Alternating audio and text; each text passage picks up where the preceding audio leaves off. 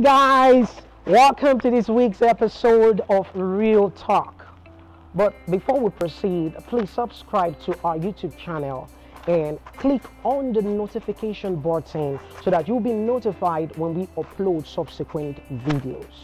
Stay tuned.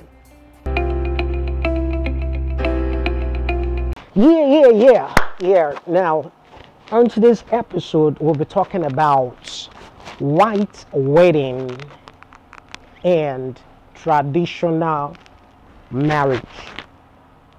Okay, now what is white wedding and what is traditional marriage? Now, white wedding is called white wedding because of the bridal white dress. Because of the bridal white dress, that's why it is called white wedding. So it's called white wedding based on the color of the dress. Now, there is nothing called white wedding per se. All right. Now, white wedding is not different from your traditional marriage. The white wedding is a white man traditional marriage.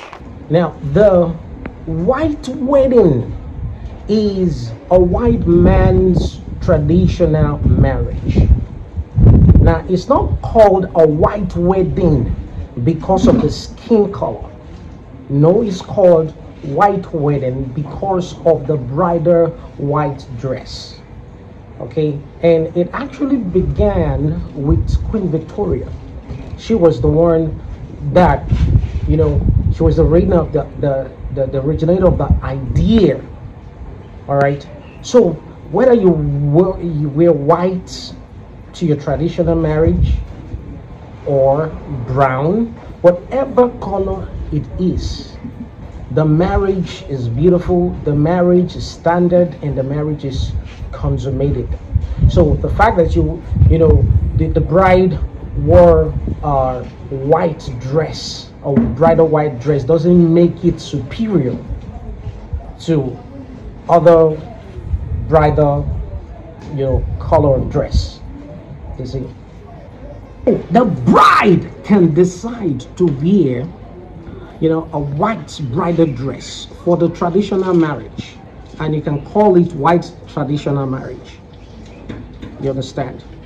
So the white color of the dress is not what determines the standard of the wedding or of the marriage. What determines the standard is both families coming together, to join the son and daughter together. That's what makes it a standard marriage. So it has nothing to do with the dress. So stop putting unnecessary pressure on yourself. Now, the way we conduct weddings here in Africa, using Nigeria has an example. Here, you do traditional marriage. After traditional marriage, you will not do white wedding. But the irony of this is, you are doing two traditional marriages or two traditional weddings in one matrimony. You see, because sometimes we don't know, the origin of certain things, but we just accept everything hook, line, and sinker. You see, so white wedding now Oyibo man traditional marriage. So after you've done your traditional marriage and you proceed to do white wedding, that means you're doing two traditional weddings. Once the guy has paid your dowry, once he has paid the dowry to your father, you guys are legally married. Do you understand? You guys have become man and wife. Once that ceremony has taken place, it is done. You're married. Now, there is nothing like church wedding. Church wedding. What is church wedding? Yes, we have believers wed. We have believers in marriage. Because marriage is an earthly thing. All right? It ends here. It's temporary. It's a temporary union between a man and a woman, and it ends here on earth. You see, so there's nothing like church wedding, but we have believers in marriage. So in your traditional wedding, you can invite your church members, you can invite your pastor. Your pastor will be there to pray for you, and your spouse. And once that recognition is given, guy, when I don't marry, do you understand? That marriage has been consummated. Like that, when I don't marry. You see? So, putting yourself under pressure to do white wedding, another traditional marriage. It's absurd. In Africa, where people, a minimum wage is just 30,000 naira. A lot of people, go through stress. They put themselves under duress. Under duress. When they're trying to get married. You see? So you don't need that. Some ladies put unnecessary pressure on their man. Oh, because your friend had an expensive wedding, you want your spouse to do the same. You see, Mr. A's financial capacity is different from Mr. B's. Do you understand?